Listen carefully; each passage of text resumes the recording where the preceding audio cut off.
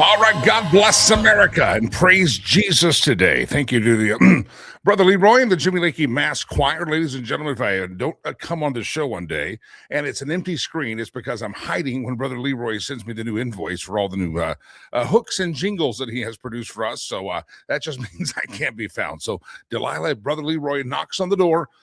Make sure you tell him I'm unavailable to see him with that invoice. High atop the Lakey Entertainment Towers from the House of Lakey Studios, I am Jimmy Lakey, unleashed from the confines of corporate radio, and here we are together. Isn't that exciting? We're all here together. Ever seen Nicki Minaj? We were commenting yesterday, producer Chad and I, and a couple of others watching looking at the news, and Nicki Minaj, what hip-hop or pop artist, I don't know what you call the genre, not even familiar with her music. I know who she is. I mean, I could pick her out of a lineup, but I don't know much about her. She showed up and at an event with Donald Trump, and she said she is Donald Trump's #1 fan.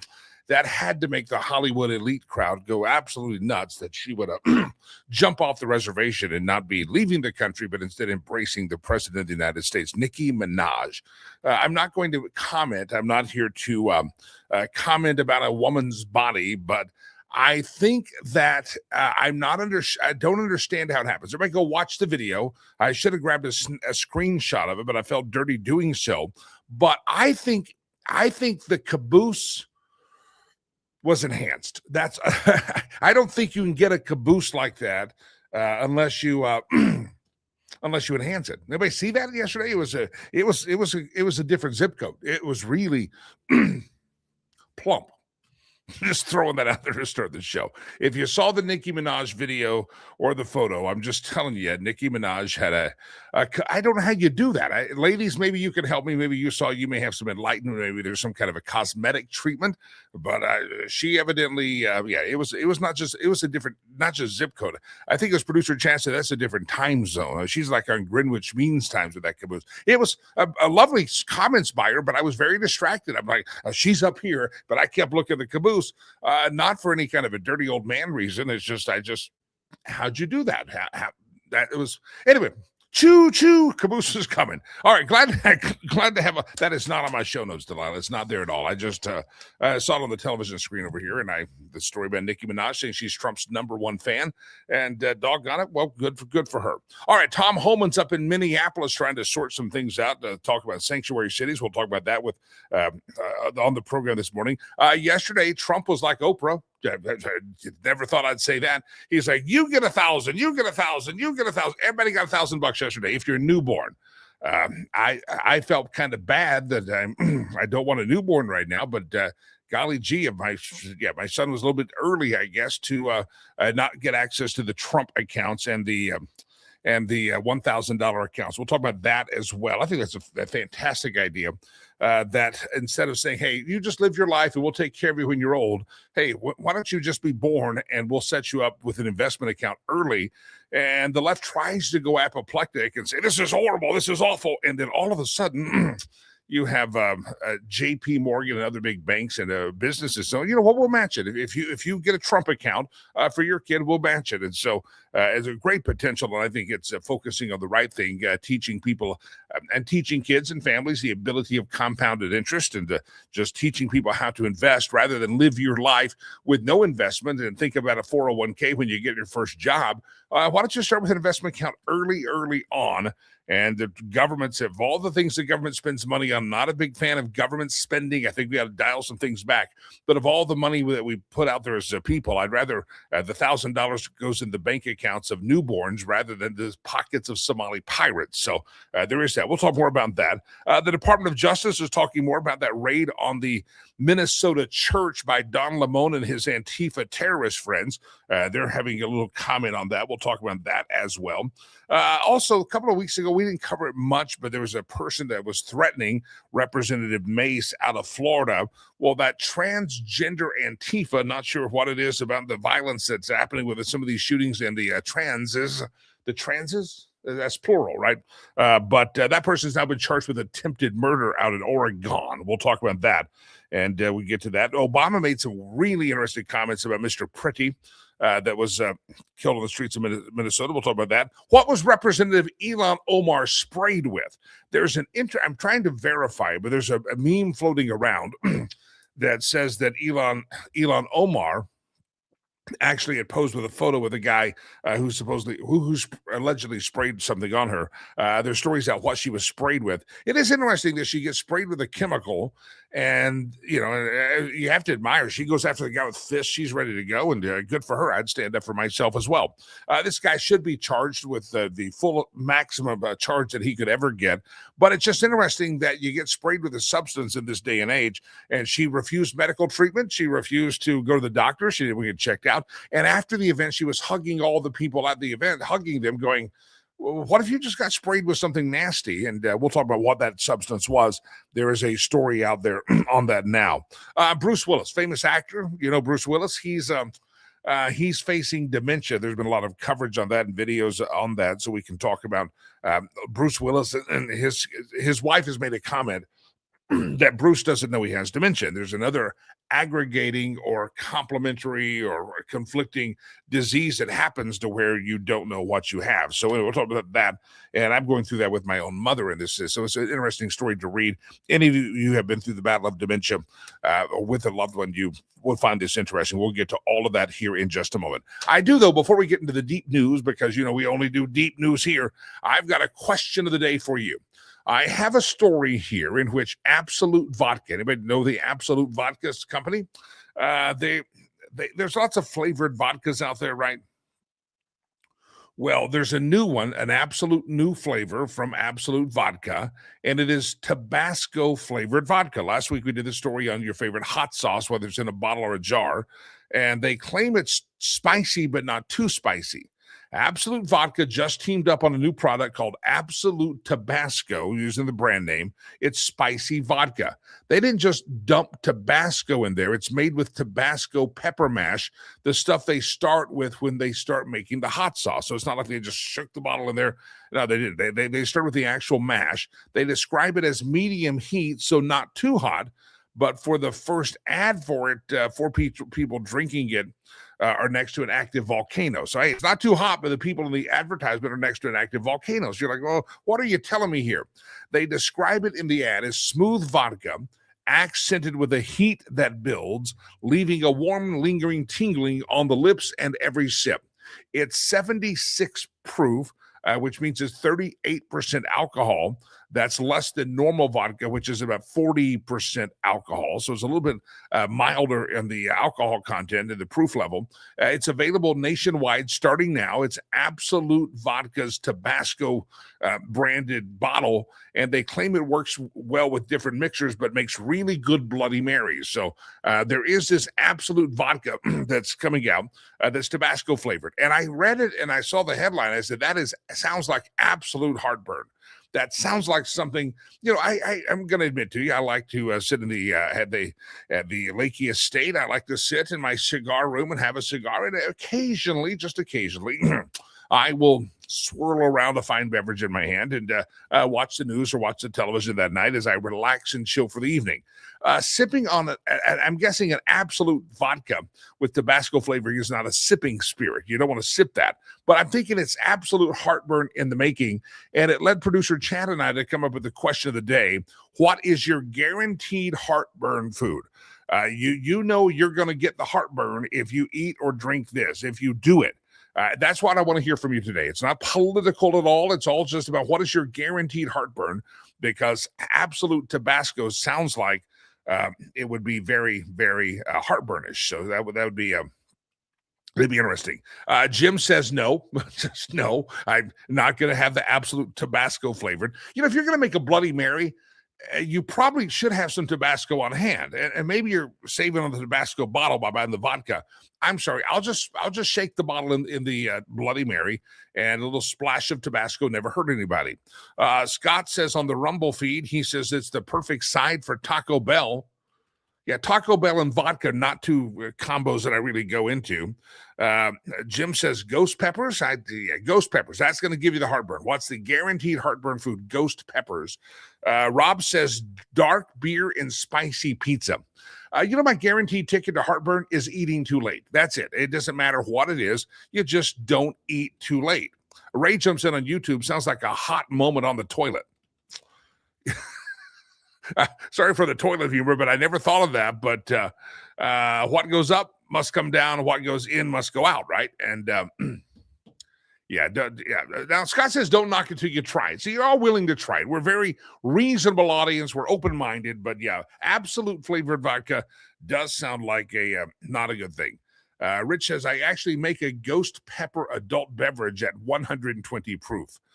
Kevin says his heartburn guarantee is anything greasy. Again, my heartburn guarantee is not what I eat, it's when I eat. If I want to, make sure that I'm not sleeping well and having to kind of wait out the heartburn in the evening, eat too late. I try not to eat too late. My son was home for Christmas, and when he comes home for the holidays and he hangs out, well, he'll snack and eat late, and he'll say, well, let's have dinner later. I'm like, no, we're not having dinner at 8, 9 o'clock at night. That's not it. You do that in college because you do that, but I'm not going to do that because it would be heartburn guaranteed. So there's your question of the day. Whatever platform you're on, let us know. What is your heartburn guaranteed? Your guaranteed heartburn food, your guaranteed heartburn beverage. Producer Chad said his is margaritas.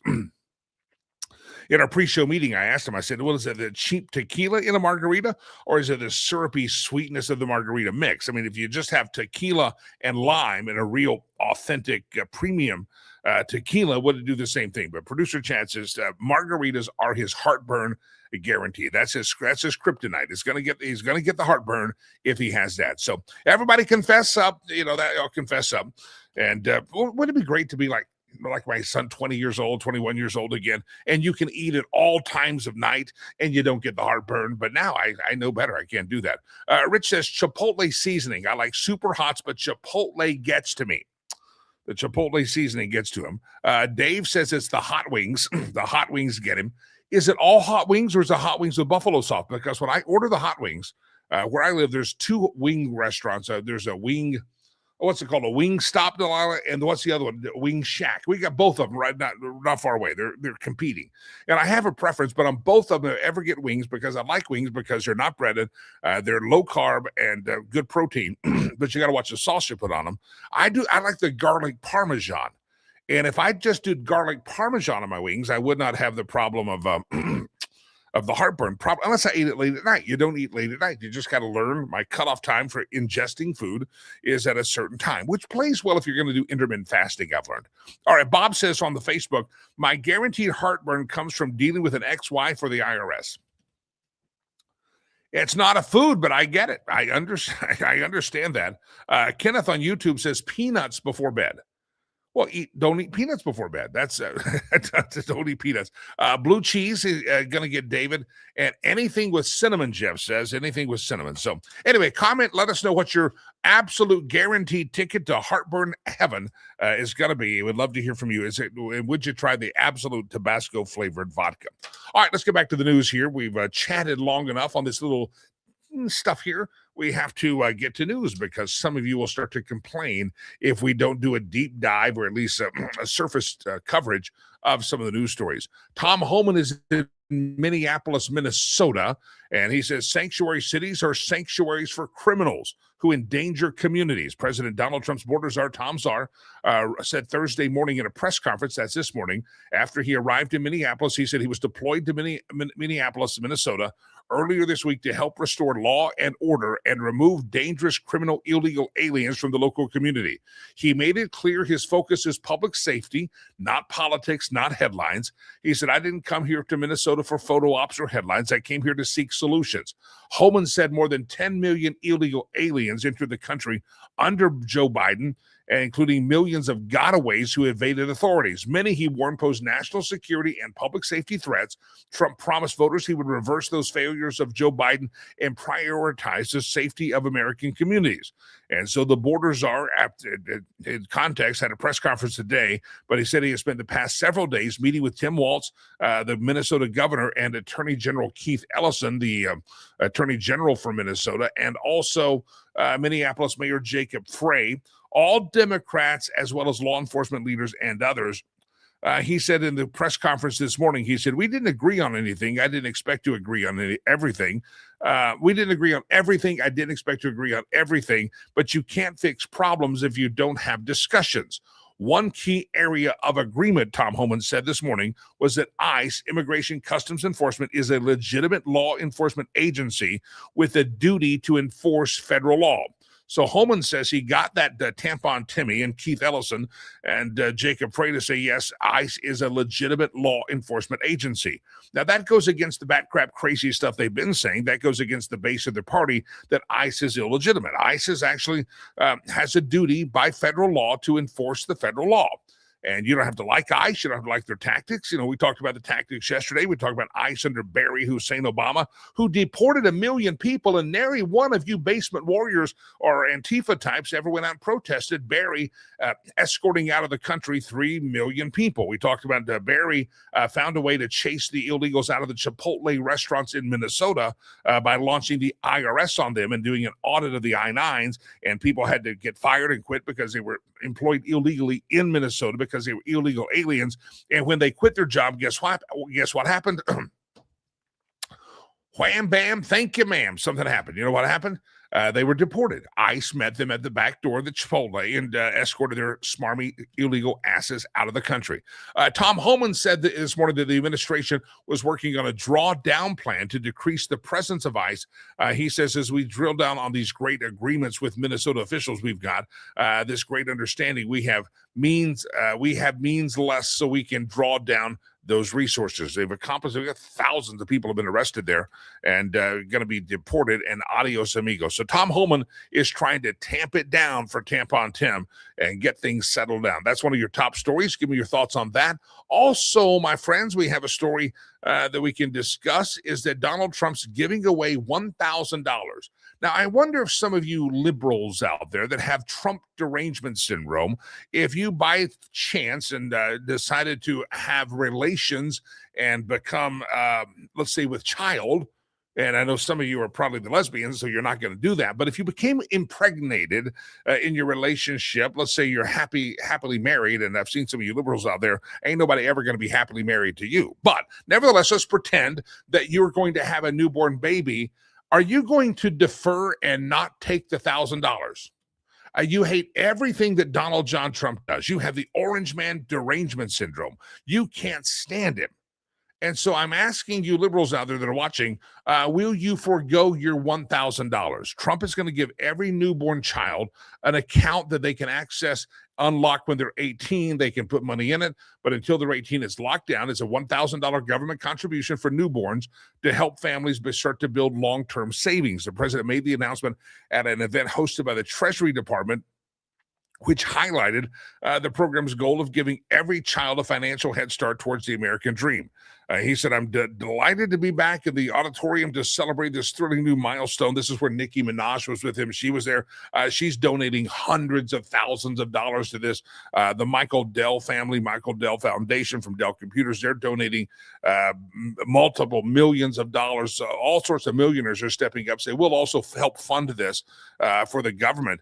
For the first time ever, we're going to give every newborn child a financial stake in the future. And he says a head start to a life and a fair shot at the American dream. The money in the accounts will be invested into select stocks and ETFs and will enjoy tax-free growth until withdrawn at the earliest at the age of 18. all U.S. citizens born between 2025, which is last year, and 2028 will be eligible with no income limits. The baby must have a Social Security number. Parents can contribute into that same account up to $5,000 annually, and employers can put into that account $2,500. The money can be withdrawn at age 18 for education or other qualifying uses. After the recipient turns 18, the account functions like a traditional IRA. So I'm just asking the question. I think it's a great idea. A lot of the big banks and big businesses say, we'll do this for our employees. We'll match this. This is like a 401k. We'll do it for the babies. We'll do it. They're getting in this thing. The Trump Accounts program is primarily funded by federal seed contribution. But the initial expansion is that private philanthropy led by Michael and Susan Dell is also committed to $6.25 billion to the fund so that every newborn child born between 2025 and 2028 gets the $1,000. So I'd like to hear some of you leftists out there that hate everything that Donald John Trump is doing. If you pop off a baby and you happen to let your baby live and not abort the thing at the clinic, sadly, you would do that. But if you decide to let a baby be born onto the planet, will you ever accept that $1,000? Or because Donald Trump had the idea, will you hate it? We've always said that if Donald Trump came out with a cure for cancer, a lot of you would hate the cure for cancer, and you would say you hope you got the C word, you wanted it, because Donald Trump's against it. So all of you leftists out there, I've got to ask you, you hate Donald Trump, will you forego? It's a few steps for most liberals to get there, because first of all, you're going to end up aborting the baby, and the baby's not going to get the $1,000. If you choose life and let the baby become a born baby and live presently with us in society, I have to say, are you going to take the $1,000? I can see them, because they're called Trump accounts, and that's what they're going to always be referred to as a Trump account. And I can just see some of you liberals out there that your hair explodes and you light your hair on fire every time you hear the story of the man Donald John Trump. You can't handle it, you can't accept it, and so I'm just curious: are you going to take the Trump dollars in the Trump account? That's your another question. Trump's going to give every newborn baby $1,000 if you're born. So anyway, yeah, I'm too old to be making babies at this point in my life. I'm an empty nester, and I don't need a newborn. But $1,000, Delilah. I'm just saying, $1,000 is $1,000. All right. Good to have you here. A lot of you still chiming in on the question of the day. What is your guaranteed ticket to heartburn? What is it that going to give you heartburn? It started with a story that Absolute Vodka is coming out with a drink, vodka that's not just infused with Tabasco. It's actually made with the actual mash that Tabasco is, the pepper sauce is made from. What is your absolute ticket for getting the heartburn? Linda says cayenne pepper. Stacy there on the screen on the question of the day. Sometimes a bowl of chili will trigger the heartburn.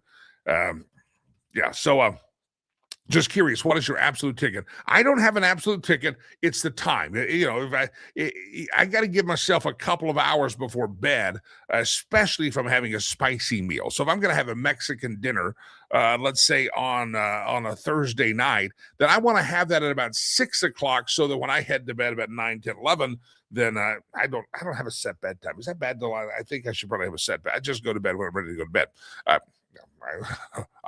I'm a bachelor. I do what I want. It's a time of day for me. That's what gets me. It's very much the time of day. So there's your question of the day. Jeff on YouTube says privately funded anything twist up the liberals' panties as well. Yeah, that's true as well, Jeff, because not only are these liberals, if they decide to let their babies be born and not dropped off in a dumpster at an abortion clinic, the baby's going to be born, then they're going to be facing $1,000, and it's government assistance. I just won't call it Trump money. And then you find out it comes from billionaires. The billionaires, Bernie Sanders, you can't take it, right? You're taking the money from billionaires. So some of you are going to have a tough time with these Trump accounts. You're just going to have a really, really difficult time for that. Just sorry. I'm just wondering, you're going to bypass it on principle? It's a Trump account. Trump had an idea of giving your newborn baby $1,000, and some of you just not going to be able to take it anymore because Donald Trump decided to do it, and it's privately funded. All right, let's go back to the story about Don Lemon. Don Lemon has a great he's so far he's skated justice.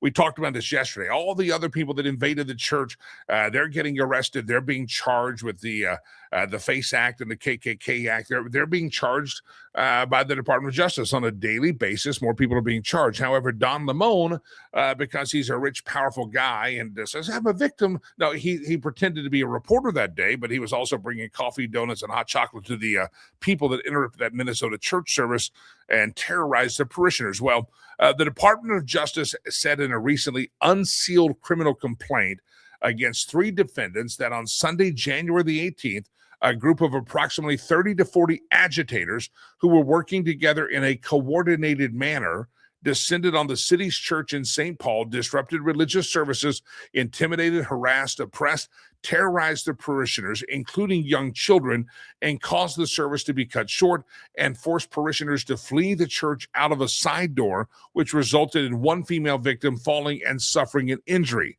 3 activists who have participated in the disruption, former NAACP Minneapolis chapter president Nakima Valdez Levi Armstrong, that's a lot of names, local Black Lives Matter Twin City chapter leader Chantil Louisa Allen, and left-wing provocateur who goes by the name of the Woke Farmer, William Scott Kelly. They have already been arrested. They were charged with violating U.S. Code 18, Code 241, while the Department of Justice saying it's conspiracy against rights secured by federal law. The criminal complaint brought under seal by Assistant Attorney Kristen Weir on the 20th, and there are still charges being filed.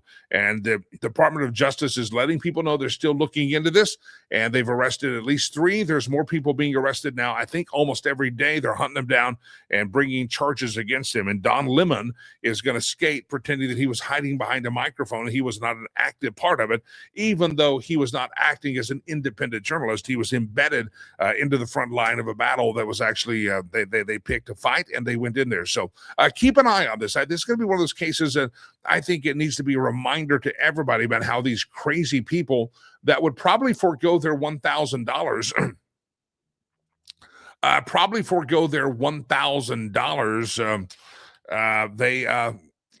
they also would also interrupt a church service. It's interesting and it's fun to absolutely positively expose how crazy these people are and how deranged they are. That's what's funny. Some of you are just really deranged people. Yeah. Don Lemon, is he ever going to go to jail, face justice? It's going to be interesting if he does, because they found that the judge, we talked about this yesterday, the judge in that case is a Bush appointee, W. Bush, but he's also on a volunteer and a donor to some pro-immigrant illegal law firms. So he had a conflict of interest and did not have the dignity or the character to recuse himself of the conflict of interest. But I hear that the Department of Justice is looking for another way to possibly charge him.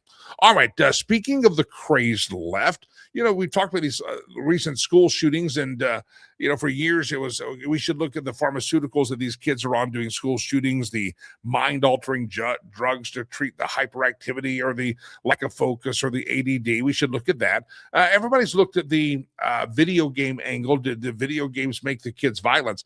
But in the recent months and recent years, with this transgender phenomenon circling, there have been a lot of, from Nashville on to several other places, a lot of transgenders who have seemingly gone violent. And I think it should be investigated. Are the hormonal changes, are the floods of testosterone into a young lady's body, are they doing something to alter the mind? I think it's at least fair to say we haven't researched a lot of this stuff. A lot of this stuff has not been tested before it was approved. We just approve it and say, yeah, do that.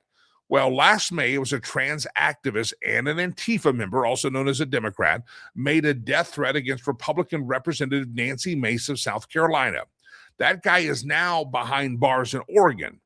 He's been charged with the attempted murder of another man, It goes to show a lot of these people are completely off balance and will repeatedly cause trouble until they are stopped. If you look at some of these people, these protesters, and sadly to say, even Mr. Pretty, he had a long record with the ICE for disrupting things. There's video that the United Kingdom has said facial recognition has given a 97% match. That is Mr. Pretty kicking out the taillights of ICE and government vehicles a couple of weeks ago. We now know that he had some broken ribs from a tussle with ICE. These people will repeatedly cause trouble until they're stopped. Is it because of the derangement syndrome, or some of these people doing crazy stuff because the chemicals are on, transgendering their body? I don't know. But this story ties back to the transgender, a biological male transgender member of the domestic terrorist group Antifa, was not prosecuted when he posted an implicit death threat against South Carolina Republican Nancy Mace last May, but he's now in prison in Oregon facing charges of attempted murder. Now, here's what's interesting. He's a biological male, but he claims to be transgender. So where does Oregon have him?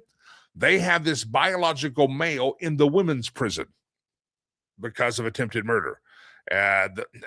So this is a Representative Mace said in a statement last night. The blood is on the hands of every prosecutor who looked at this threat and looked away. I pray for the safety of the women he's housed with. A transgender named Rem Heathen, whose real name is Michael Richard Faddick, is an Antifa violent extremist. And Nancy Mace says, I told you, the guy's dangerous. You guys refused to prosecute him for the death threats against me. And because they did not prosecute him for his violent threats, someone out in Oregon is absolutely dead. Absolutely positively dead. And Nancy Mace says, all you prosecutors out there that were soft on crime, you have blood on your hands. Give me your thoughts on that as well. Speaking of Mr. Pretty, the gentleman, and again, the tragic death that happened there. See if I have the story. I know I have it somewhere. Anyway, Obama has made some comments. I want to come back to that. I got to find the story here on my screen. It's not there. Obama's made some very interesting comments on Pretty that I think you have to pay attention to and read between the lines and recognize that Obama suffers not just from narcissism, but he suffers from kind of a delusion of his own making. And we'll talk about that here in just a second. All right, remember the horrible video in which Ilhan Omar was sprayed with something? Some guy jumped up with a syringe at her press conference town hall the other day and squirted her with something. The Gateway pundit is saying they know what the chemical was. A lot of people speculating, how is it that you get sprayed with something by a crazy lunatic that should be charged and hauled off to jail and locked up for a really long time? The man was identified as 55-year-old Anthony Kazmarashak, I think is how you say it. And he jumped up and he rushed the podium and sprayed Ilhan Omar with the liquid. And she didn't seem to be fazed by it. She went after him with fisticuffs, which I respect, and they hauled the guy off to jail. He is being charged, which I hope he's charged with a very large accounts or whatever they can charge him with. Let's give him the max, throw it at him. It's not the way we handle town halls and interrupting even your opponent. You don't do that. Well, the mysterious liquid, according to the Gateway pundit, everybody said it smelled so bad. It smelled awful. It must be poison.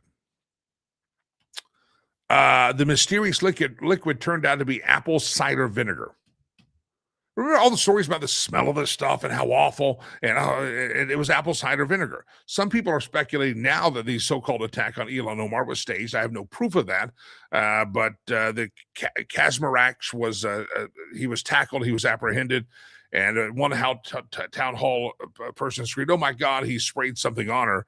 Ilhan Omar insisted that to her security, that she continued, "We're not going to let this effing a-hole get away with it," she said.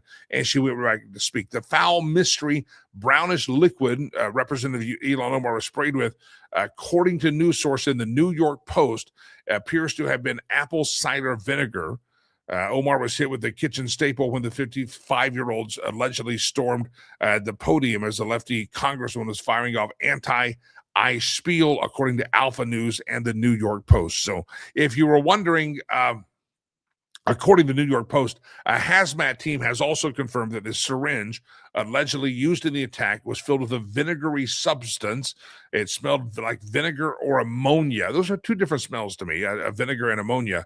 But that's what she was sprayed with. So there was no chemical warfare there.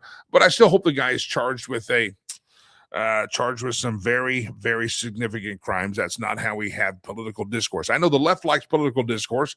Yeah, political discourse on a college campus. The lefties are so crazy, they'll shoot you. They'll kill you like Charlie Kirk. But we don't do that. And so this guy should be charged with the fullest extent of the law. All right. A lot of you know, and we've all been through situations. You've had family members who get sick, family members that suffer, especially elderly parents, elderly grandparents. You've been through there. This is an interesting story. I found that it's about Bruce Willis. It has nothing to do with politics. So some of you keyboard warriors can settle down here because whether you're red or blue, none of us get off this planet alive, and all of us will one day face the eternal creator, and we will give an account for our life, and it goes from there. None of us get off this planet alive. Bruce Willis, famed actor, if you didn't know, he has dementia. And the full story here is that Bruce Willis doesn't know he has dementia, according to his wife, Emma Hemming Willis.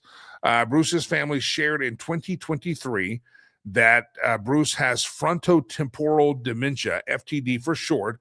His wife, is in an interview, says that Bruce never connected the dots that he has the disease because of a condition called anagnosia, in which the brain can't identify what's happening to it. It's common in patients with FTD and other types of dementia.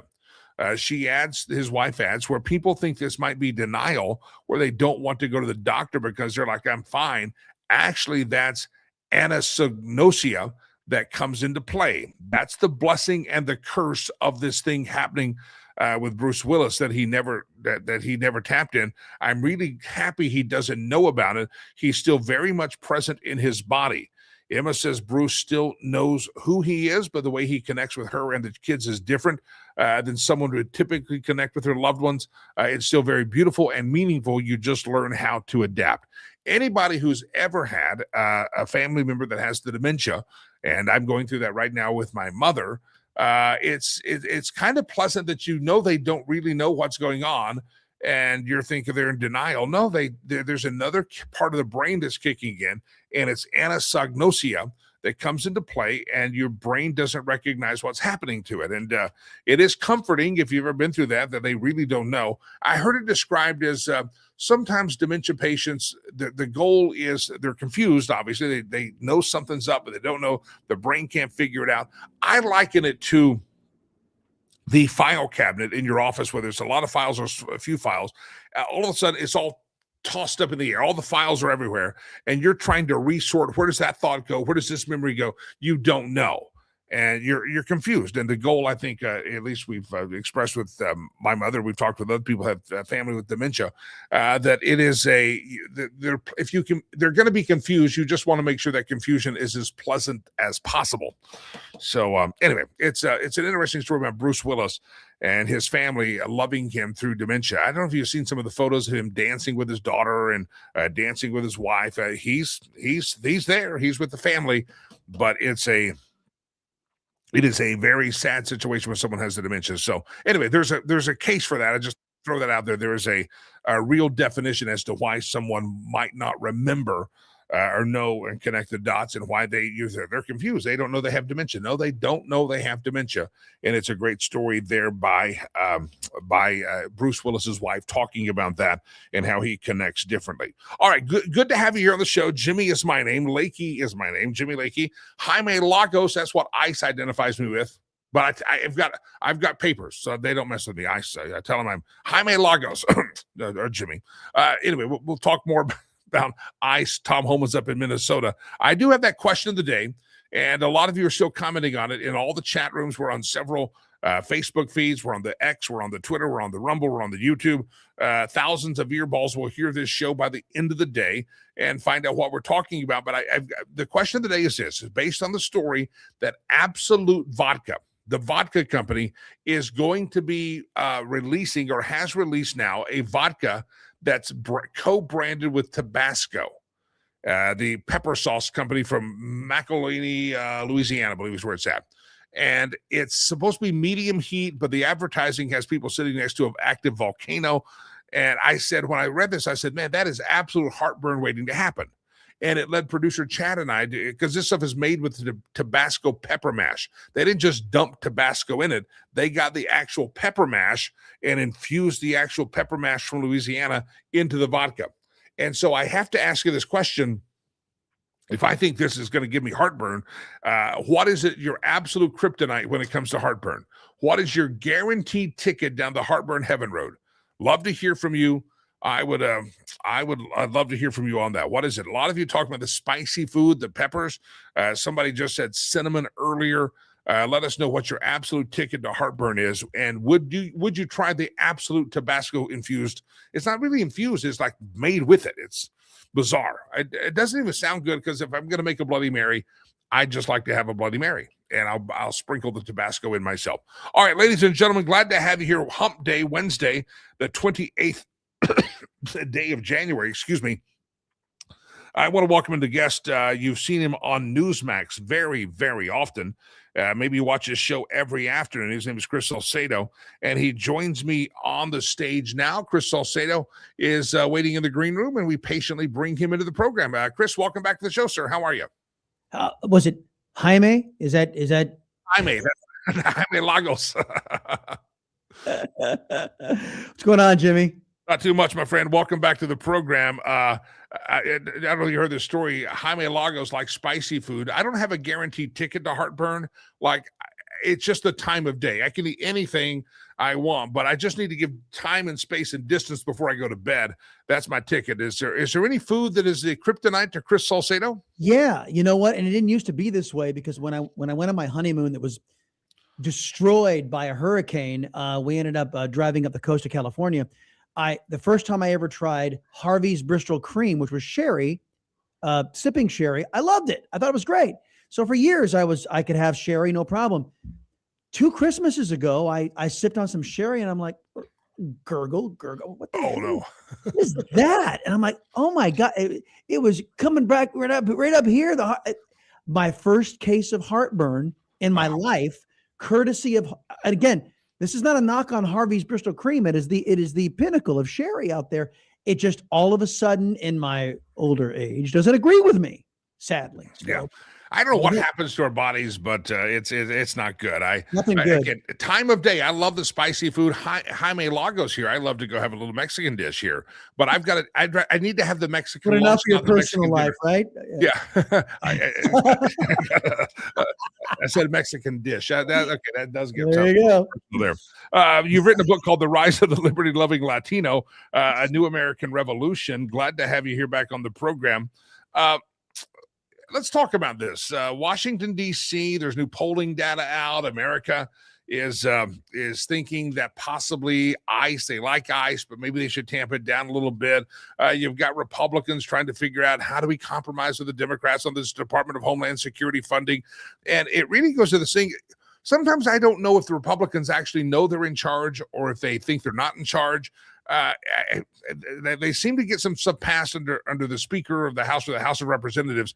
But I just kind of watched the identity of the Republican Party outside of Donald Trump, and I'm thinking we don't have much of an identity outside of Donald Trump. We've got a problem. We've got the Democrat socialists who they don't govern; they rule by dictate. They're despots at heart. And then you've got the Republicans who don't know how to govern. They've forgotten how to govern. They don't know what the majority actually means. The polling, I don't trust it. I don't believe it. The vast majority of Americans do not want illegal aliens in the United States. Period. End of sentence. There is no predicate for an illegal alien to be here. Here's the truth. The vast majority of Americans do not want illegal aliens in the United States, do not support illegal immigration.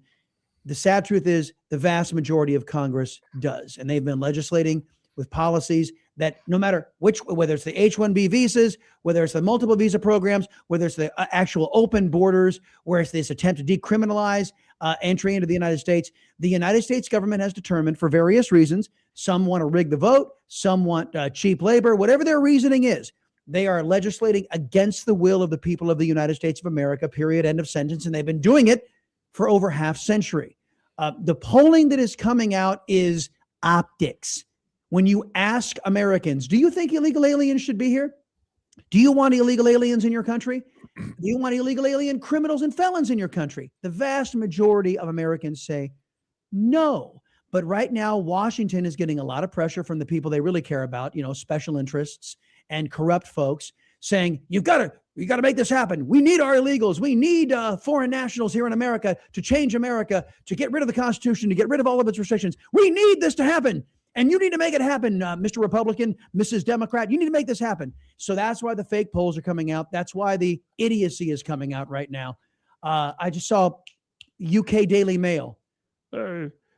Republican Hispanics are cautioning the Trump administration and targeting Stephen Miller. You know what?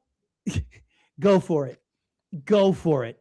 And this is a recipe for losing the midterms. You want to see the Republican Party that seems to be determined to lose the midterms? Go ahead and turn your back on the rule of law. Yeah, it would be, remember George H.W. Bush, read my lips, no new taxes, and then he turned his lips on that promise. If the Republicans don't stand up for the rule of law and keep kicking these illegals out, that is a guaranteed recipe for disaster, and they've got to get that.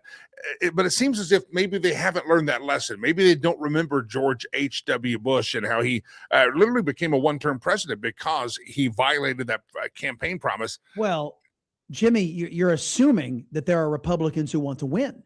You're assuming that the vast majority of Republicans want to win. You look at what John Thune's doing right now. You got Senator Kennedy jumping on the floor in November saying, why haven't we started a second reconciliation bill? Why have we not done the work? It's Operation Run Out the Clock. There are certain Republicans that want to turn over this Congress back to the Democrats so they can stop Trump, stop America first, stop the importation of foreign nationals who have no reverence for the Constitution and our way of life. Stop it. Now, it'd be one thing if there was an insistence on assimilation and becoming Americans. It'd be one thing. There isn't. They are being brought in with the expressed purpose of changing who we are as a nation. I oppose it, whether it's a Republican proposing it or a Democrat proposing it. I oppose it 100%. If you're listening later on the show, thousands of earballs will hear this show or see this show. The voice of Chris Salcedo, he's, of course, with Newsmax, a great show that he has there every day. Also, author of a new book called The Rise of the Liberty-Loving Latino, A New American Revolution. Chris Salcedo is my guest. If you're listening, you don't see the name, I want to remind you who it is, Chris Salcedo. And again, pick up a copy of his book.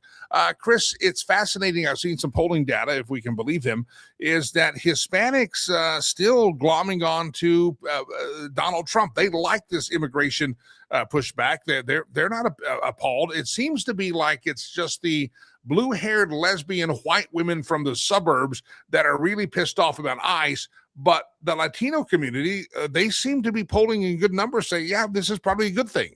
Yeah, I've seen some recent polling too that suggest that totally debunks this UK Daily Mail piece. And isn't it funny that the white left-wingers who run the Daily UK Mail, they focus in on Hispanic lawmakers are warning about why would you think that Hispanics would have a problem with the U.S. law being enforced? Why would you assume that?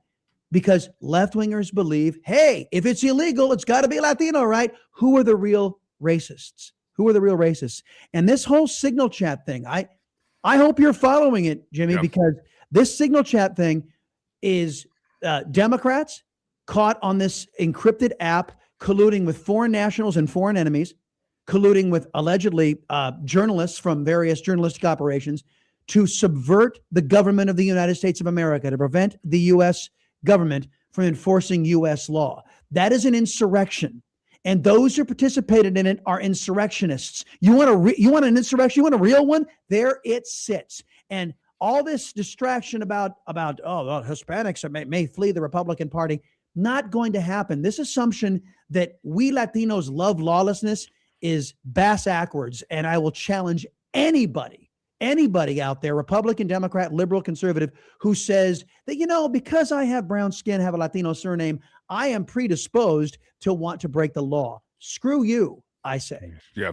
Let's name this demonization of ICE. ICE is doing what ICE does. ICE is operating right now probably in all 50 states. They're in Texas, a red state. The left tried to assassinate a couple of them several months ago. They're in Florida. They're in Boston, Pennsylvania. All this chaos is happening in Minnesota. And rather than Republicans, and I'll call the names these senators: Murkowski, Bill Cassidy, Susan Collins, Tom Tillis, Pete Ricketts, Michael McCall, Dave McCormick, and others, they're joined rather than saying, hey, these people are crazy in Minnesota. ICE is doing what ICE does. ICE is doing what they did under Obama. They're doing what they've done under even Joe Biden. ICE is enforcing the laws of the land. These Republicans, rather than stand up for ICE and do some explaining, they're joining in the demonization of ICE. Yeah, those air quotes Republicans back guano crazy. That's all you can say. And look, I just published something on Substack today talking about the treachery of the rhino. For those of you who don't know, Republican in name only, the fake Republican, individuals who, if their districts happen to be, or their state happen to be majority Democrat, they would be Democrats. They look like a Democrat, they walk like a Democrat, they talk like a Democrat. And so for all intents, the only thing that's changed is the political party affiliation on their letterhead. Their ideology is Democrat, anti-American, kookery, buffoonery. All of those air quotes Republicans, most of them leaving Congress, how convenient. They don't have to stand for re-election. Now we know who they really are. Now that they're not standing for re-election, I take their commentary with a grain of salt. I hope the American people are watching and throw their worthless, those who are still running, throw their worthless rear ends out. They're serving nobody. Boobies on a bull. That's what that's the equivalent. Boobies on a bull, folks. Yeah. I just saw a comment. The guy may really think this. It came up on our YouTube channel. It says ICE is acting illegally, Jimmy. And I'm thinking, why don't Republicans know how to counteract this? There's nothing illegal about deporting illegals. ICE is actually doing legal things because they're deporting illegals. That's what ICE has always done. They're doing the same thing they did under Obama. Somebody sent you a message. Somebody sent you a message saying ICE is acting illegally. Yeah, it came up on our YouTube feed. I think let's see. There we go. Right there on the YouTube feed this morning. ICE is acting illegally. And I think there's some people that actually believe that, but there's no truth to that. It's delusional. ICE is enforcing the law. Tell me how. That would be my question. Okay, you're claiming that ICE it's not the illegal alien who broke the law. No.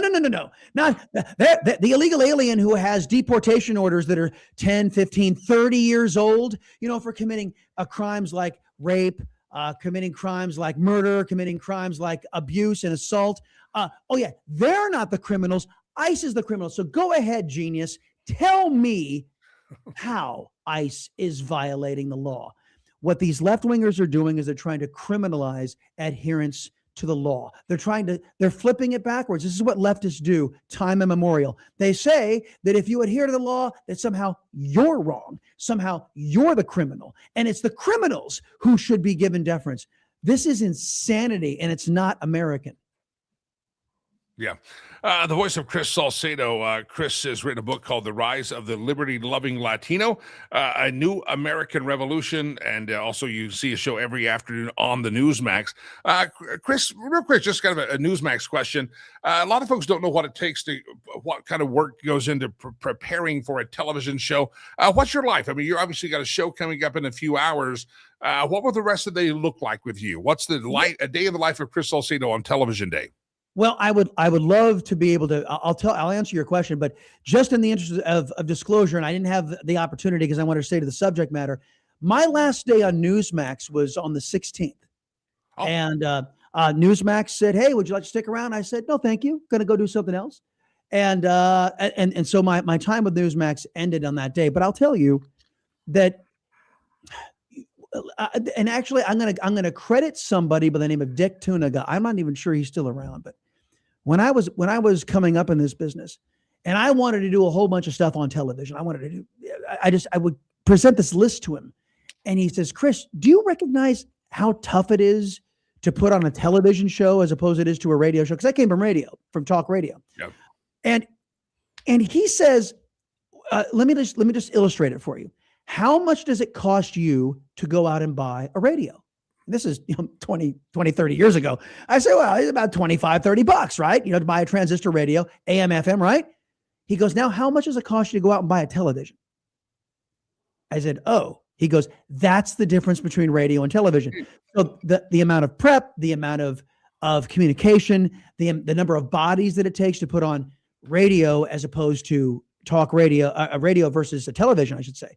That's the level of time commitment. So for an hour of television, you're probably doing about 4 hours of prep daily. Yeah. To do 1 hour on television. Yeah. Chris Salcedo, you've written a book, and I want people to go pick up a copy of it. The Rise of the Liberty-Loving Latino, A New American Revolution.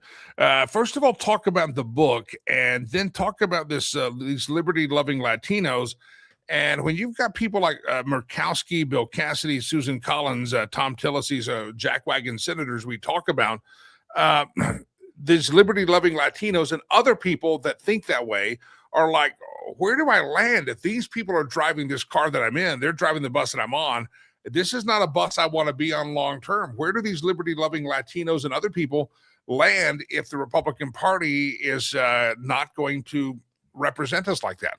Oh, that's easy. They land with the America First coalition. There's a new political divide, Jimmy, in this country. America First versus America Last. That's the new political divide. And both political parties are on both sides of that new political divide. So what the rise of the liberty-loving Latino details was the 2024 election and what historic monumental event happened. It's the greatest political revolution to hit this country since the formation of the Republican Party, and it's this. Millions of liberty-loving Latinos voted not for Republicans, not for Murkowski, not for Paul Ryan, certainly not Mitch McConnell or John Cornyn or their ilk. They voted for President Trump and the America First coalition. Thank God it was Trump at the top of the ticket, setting the tone, and not the aforementioned Republicans in name only, right? Thank God it wasn't Michael McCall. Thank God it wasn't these individuals, because Latinos would have taken one look at that and said, I don't see a difference between them and leftists. Remember, it was Democrats who were saying before the election, little Susie can be little Johnny. Little Johnny can be little Susie. Men can have babies. The best qualified woman for the job in female sports was a man. That's what Democrats were saying. A man can have babies. And Latinos are going, what? No. So they said, okay, so the Democrats are back guano crazy. Let's go see what the other side is talking about. And thank God the standard bearer was President Trump. Yeah. Because if it were Paul Ryan and it were Mitch McConnell, Latinos would have kept on walking. And what happened, folks? A majority of male Latinos in this country for the first time in history voted for Trump, voted for the Republican ticket, the America First coalition. Yeah. 48% of Latinos writ large did so. Historic numbers. Why? Because there was that contrast between anti-American leftists and those who wanted to chart a different course. The name of the book by Chris Salcedo is The Rise of the Liberty-Loving Latino, A New American Revolution. Chris, I know you said your last day on Newsmax happened a week or so ago. Folks want to get a copy of the book. Obviously, they can follow. I'm sure you also have some other projects going on. How do the listeners here follow Chris Salcedo? ChrisSalcedo.com. Everything you need to find me is there. ChrisSalcedo.com.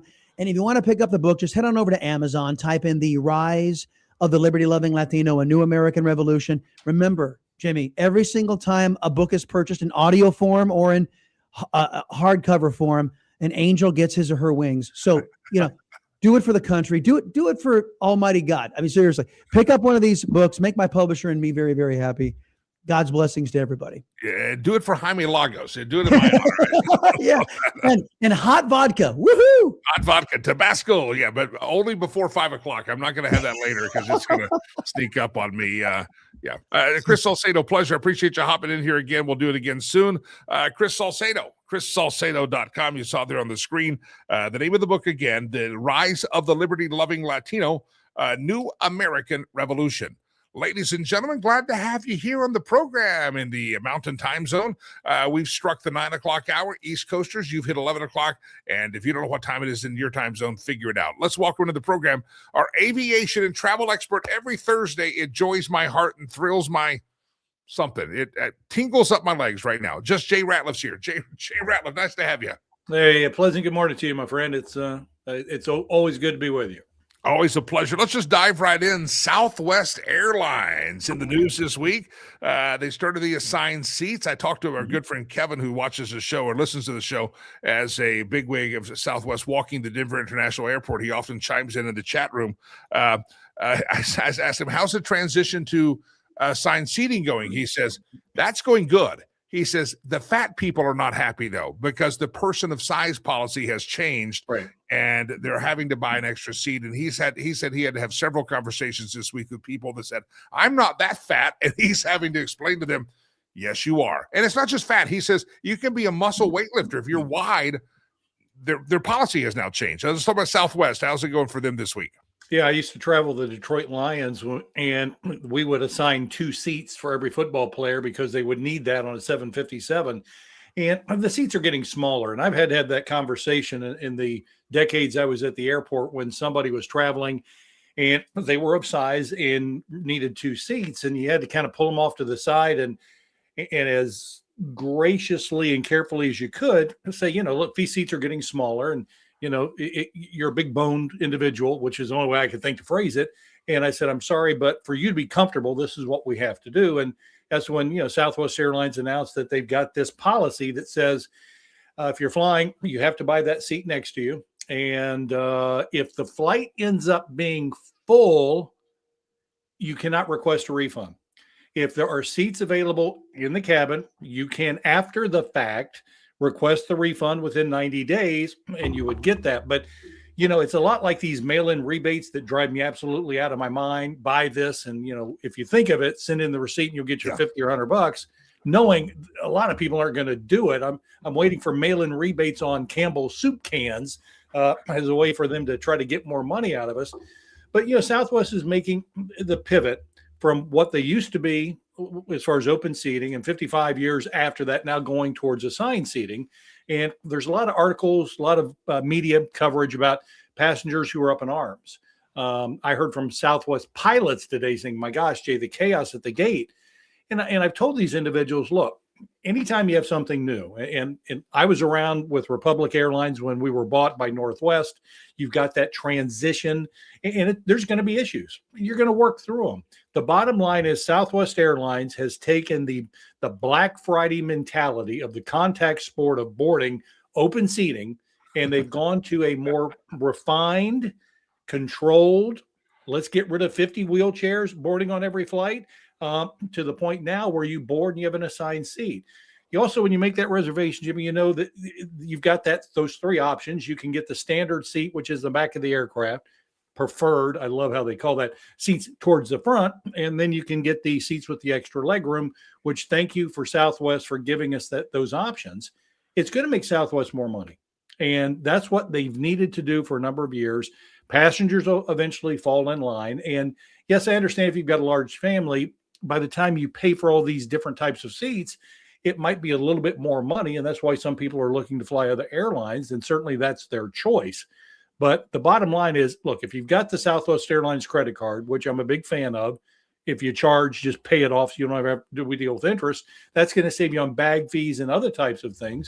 And look, I'm excited for Southwest. They and American right now are the 2 airlines that are making strives towards being more profitable, and American big time as far as being more customer friendly.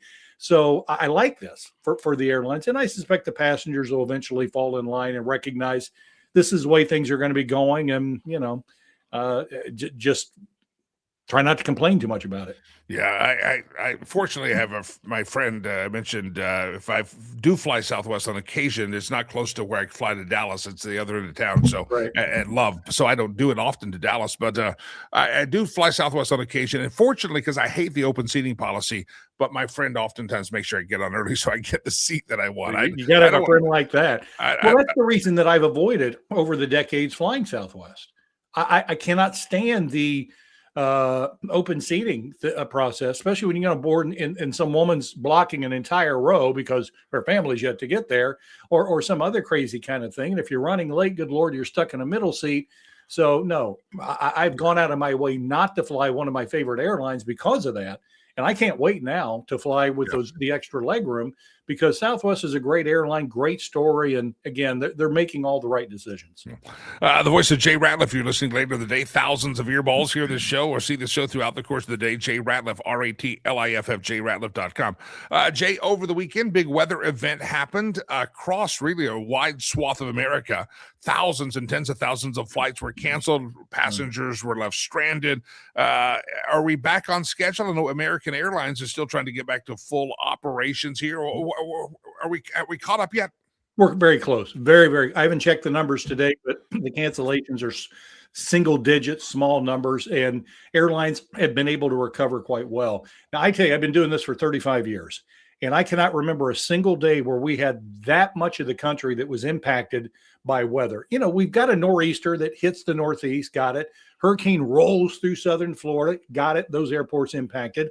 Sometimes it's a Gulf Coast that has a tropical storm where they're impacted.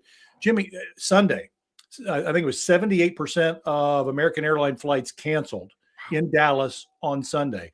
Go over to Charlotte. Charlotte had, I think, 88% of their flights canceled. Go up to Philadelphia, 94% of their flights canceled. 55% in Atlanta. It impacted more than 1.5 million people in a single day. And I mean, it just brought everything almost to a standstill. I think on Sunday, we might have 1.3 million people fly, which is like half of what we normally do. I think Tampa, 30-some% of their flights canceled because these aircraft were being routed through these impacted areas. This was historic. And the airlines, though, saw it coming. And even though they suck when it comes to customer service, regular operations, they do a good job. Obviously, Dallas was going to get 20 hours of freezing rain. American said, we're not going to have some of our airplanes there. That's dangerous conditions. So they staggered, canceled, notified people well in advance, letting them know that we've canceled all X amount of flights. We'll reroute you on later flights, and really tried to soften the blow. Airlines also issued those winter waiver policies, which means if you can call the airline, I don't want to fly, you could fly at a later time, and they didn't ding you with a change fee. So all in all, the airlines did a good job. And within a couple of days, we were limping towards normal operations. I think today's probably as close to full operation as what we've had across the board that we've seen in the last week or so. And it's only going to get better. Now, obviously, if we have another storm system move through the Northeast, all bets are off. But again, that's a regional issue. Even though that's one of the more compacted areas in the country. But airlines are pretty good about bouncing back. Those silver revenue tubes, they only make money if they're in the air. So they are really, really good at getting those suckers back up and going. Remember, Delta and United recently reported quarterly profits in excess of $1 billion, which still blows my mind, because airlines used to not make money ever, and now they're making $1 billion in a single quarter. Wow. Yeah. Did I see a note that you sent me that American Airlines was even offering to pay double time to their flight attendants to make sure they got everybody back in the air? Yeah, most flight attendants' flight hours will fly between 70 and 90 hours a month. The FAA restricts them to no more than 100. So Americans saying, look, some of you flight attendants have kind of been displaced. We've got some extra flights. We don't have the flight attendants we need. And they're offering double time to them, which is great. American just got done reporting their quarterly profit. It was around $250 million, which was decent. But the shutdown cost them probably $200 million.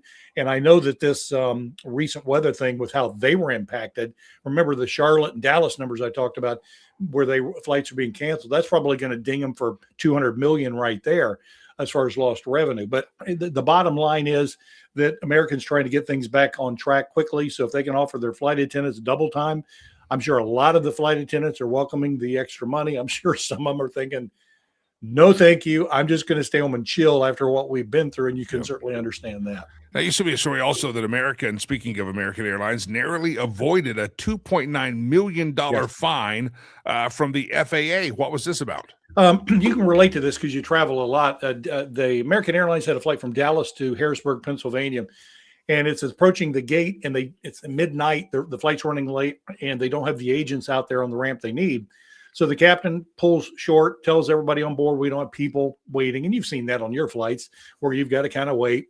Well, the problem is it took a long time to get people there. Somebody came out and tried to operate the jet bridge, and they said it was faulty.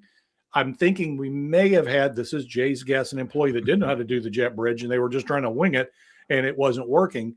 The bottom line is the airplane was on the ground outside of the gate waiting hour 1, hour 2, 2.5 hours. Now, keep in mind at the 3-hour mark, if you've not allowed your passengers the opportunity, once it's on the ground, to get off the plane, the FAA says we are going to fine you $27,000 per passenger.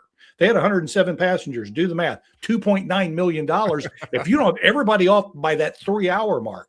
So at 2.5 hours, they're like, we got to do something. So they brought up stairs in the winter to the back of the plane and let everybody off the plane outside along the ramp into the airport. Not what you want to do. But, it's one thing if you pull up to the gate and they say, folks, I'm sorry, we're going to be here for 2.5 hours. I mean, people go crazy, but okay. It's those creeping delays of, well, it's an hour. It's 90 minutes. I mean, that just drive people crazy. And American Airlines is, of course, apologizing for this. It was obvious a communication issue. But look, if you and I are the pilots, we're thinking we didn't sneak in. You've known we've been coming since we left Dallas. You had hours to prepare and you still dropped the ball. That's what just drives you crazy from a management standpoint, is how do you not prepare for an airplane that you know is coming? Sure. All right, real quick, I know you got to run here, but the airlines have now sounded off, and they've named an airport that they're most concerned with because of safety issues. What are airlines saying? The airports that they're concerned about? I wish we had more time because I'd love to play with this one to ask you what you think is the number one. We don't want to fly in their airport, but it's Burbank, California. Really? They said the Burbank airport has had at least one serious near miss. I mean, serious near miss, one a year for the last 5 years. And airlines have been complaining to the FAA saying, look, this shouldn't be happening and we need it to be addressed. And of course, the National Transportation Safety Board, the chairman, which I am a huge fan of this woman. She does such a great job. She's the one that came out and said, look, our investigation showed at DC, that DC crash, 15,000 incidents over the last several years of airplanes that were in the same proximity where we had to deviate one or both. They've also pointed out that, hey, this is an airport that has an increased number of these near misses, and we've got to do something. It's another one of those red flags. Now, whether or not the FAA is going to say, look, Austin, we've had some issues, and Burbank, we've had, and some of these others, we've had an increasing number of these occasions where aircraft are in the same proximity at the wrong time.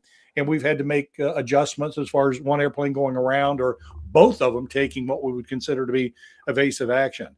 I'm hoping that they address this and get it fixed. Far too often, my friend, it requires an accident before something gets done. And I just pray that's not the case when it comes to their least favorite airport to fly in and out of.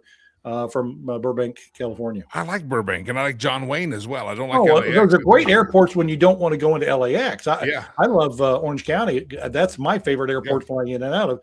Plus, my wife likes it because it's close to Disney, and that's another story. Another story. All right, real quick. What's it like flying about the country? I think we covered this, but go ahead. It's a good day. I mean, we've had de-icing delays, obviously. That's a good delay. Please don't complain over the de-icing delay. Keeps the airplanes in the sky. But all in all, from a weather standpoint, I want to say the best day of the week we've had to travel so far. Obviously, there may be issues coming, but if you flew today, double gold star. Jay Ratliff, thank you, my friend. I appreciate you. God bless you. We'll talk again soon. JayRatliff.com, aviation and travel expert guru, Jay Ratliff. If you go to his website, you're going to see stuff about day trading. Don't let that freak you out, my friends. It's going to be okay. Jay Ratliff is a prolific day trader, teaches that, and you can contact him on his website if you have an aviation question, the airline question. He'd be glad to reach out to you. He's very accessible. He ain't hard to find. JayRatliff.com. All right, ladies and gentlemen, I want to remind you about Sherry Cree, homeswithsherry.com. Fantastic, one of our great sponsors of the show. We've talked about so many people that make this show possible throughout the last year when we've been going, and Sherry has been there almost since day one. First one that raised her hand and said, I want to sponsor this thing. Listen, real estate is that thing that that's kind of the American dream. Some people think the American dream is slipping away, and they're not going to be able to ever buy a house. Home ownership seems to be distant, at least in a lot of states. Listen, if you're in Colorado, don't hesitate to call Sherry. Maybe your kids think that home ownership's not possible. There's programs, there's ways, there's things that you can do that even in a very expensive state like Colorado, you can absolutely, positively achieve the dream of home ownership. Talk to Sherry. She'll get you connected. She'll get you educated and do that. But she also approaches all real estate as a way to create generational wealth. It's not just about upsizing, downsizing, adding an extra garage, or going to a ranch style house and getting rid of the basement and the stairs. That's all part of it. But if you do it right and you know the market, you know the seasons, you know exactly what you're doing, you have the expert of Sherry with you, then it can be the thing that can create generational wealth. And that's how she approaches it. She wants to know that the home that you're living in is not just a beautiful place for you now, but later on, it could be a beautiful place for your family as it creates generational wealth. You say, how does that work, Jimmy? Well, first of all, there's times and seasons you want to sell your home, buy a home, and you want to hit those. If you're thinking you're selling, maybe I will sell them at May or June, the kids are out of school. You may want to go about a month or so earlier. Talk to Sherry. She'll give you the strategy of that. She has seen it that 2 homes in the same neighborhood listed 2 to 3 months apart. One made 50, 60, 70,000 more than the other one because just the window. You've got to know the windows and the seasons of selling. You need to know the market. You need to know all the trends are out there. By the way, maybe you're somebody over the holidays, you're dealing with an elderly parent. We were talking about dementia earlier, and you know that you've got, maybe you're watching from out of state, but you have family in Colorado. Sherry's had people say, listen, we're moving mom or dad into an assisted living center, but we got this house and we need to sell it and we're far away. Help us. She helps that family walk through that process. Listen, she's going to help you. Homeswithsherry.com, whatever obstacle you're facing in the real estate market, whatever quagmire you have, maybe you don't know the contractors that can help you get a home ready. Maybe you're not sure where to start getting the home ready. Have a conversation, strategery session with Sherry Cree. Homeswithsherry.com. Homeswithsherry.com. I'll say it again. Homeswithsherry.com. Reach out to her. And again, buying, selling, you're in that I-25 corridor. You need to reach out. Homeswithsherry.com. Homeswithsherry.com. Ladies and gentlemen, time for the stolen memes section of the show. And I appreciate all of you for participating with us in the show today. Here we go. Ladies and gentlemen, this is our cheap prop on a cheap show because it's all we had. Just a cheap prop. Ready? We're cheap. Round around the globe we go, where we steal the memes from no one knows. Elon Omar blames Trump's rhetoric for skyrocketing violent attacks. Here's your comparison. It's Donald Trump's fault. She was sprayed with apple cider vinegar. Donald Trump was shot in the head. Elon Omar is blaming Trump for the rhetoric. Right around the globe we go, where we steal the memes from no one knows. The left picks some interesting individuals to make heroes. Isn't this true? Watch this. Just process it. Up the top left, you may remember him, a professional agitator, incider of violence. Yep. Oh, indoctrinating radical leftists who lost custody of her kids and had hit an ICE agent with her car, gave him internal injuries. Oh, there's the Maryland dad, illegal MS-13 gang member, human trafficker, wife beater, charged, had gang tattoos on his fist. Oh, he's just a Maryland dad. And there's the violent criminal drug addict right there. So, yeah, the left does. You leftists out there, you have to admit, you do pick some very interesting individuals to make your heroes. It's very strange, honestly. Round around the globe we go, where we steal the memes from no one knows. You ever hit one so far left it grew blue hair and started protesting? Yeah, and that's when I can't find it. I lost it. It's gone. It's over there. No, I don't see it. Yeah, it's so far left. I'll explain it later, Delilah. It'll be all right. Round around the globe we go, where we steal the memes from no one knows. I didn't realize that my parents teaching me to tell the truth as a child would cause me to become a right-wing extremist as an adult. Huh? You're extremist. Yeah. It happens. Round around the globe we go, where we steal the memes from no one knows. There's Barry. Oh, some of you are feeling faint in the head. Your Lord and Savior has appeared on the screen. Here's the true statement. I'm sorry to tell you the truth. Barack Obama says, I used ICE to deport 3 million Americans. At the same time, I bombed 7 countries without congressional approval. Where was your outrage then? Yeah, Some of you blue-haired basement warriors out there living, where was your outrage at? Barry Obama targeted the Mexican illegals that worked at Chipotle, all the Chipotle restaurants in Minnesota. We talked about that yesterday. Where was your outrage then? Oh, selective outrage? Yeah, if you didn't have double standards, some of you wouldn't have any standards at all. Round around the globe we go, where we steal the means from no one knows. Me watching COVIDians who supported mask and jab mandates now posting resisting tyranny. Yeah, I was resisting tyranny when I said, screw you, I'm not wearing that damn mask anywhere. Thank you. Round and round the globe we go, where we steal the means from no one knows. I walked into a liquor store and a guy asked me, do you need help? I said, yes, but I'm just going to buy some whiskey instead. Yeah. Round and round the globe we go, where you steal the means from no one knows. There it is. The signal from China, stop stealing intellectual property. And when China is offended by your intellectual property theft, you know we have done bad things. And so, ladies and gentlemen, we must wrap up the show at this time. Don't forget our charity work, riverspromise.org, riverspromise.org. We're a little short on our food budget. It's an ongoing problem. I sent an email out this week that it's not something we solve in 1 month. It's just an ongoing issue. We're trying to feed our kids and get them all fed. So if you can help us out, I sent out an email the other day talking about all the things you can do to help a child have a good meal today, and simple donation is a great place to start. You click the greatest need, and more than likely that's going straight to the food bill of what we feed our kids at our Legacy Christian Academy in Rwanda. And we don't just feed the kids at our school. We have kids that go to other schools because we don't have all the grades yet in our schools. So riverspromise.org, you want to sponsor an individual child, you can do that at our website, riverspromise.org, riverspromise.com. We'd love to have your partnership and your participation with us. Feel free to jump. Learn more about the organization through the show, riverspromise.org. Thousands of earballs going to be listening to this show throughout the day. To all of you, whether you're listening tonight on the podcast version or you're rewatching the television view or the screen view, thank you. I mean this. I'll see you tomorrow morning. God bless you. God bless America. Tomorrow's Friday. Woohoo! Let the weekend start now. Except we still got to get through tomorrow, but we'll have that mindset. God bless you. God bless America. Jimmy Lakey, peace. I'm out of here.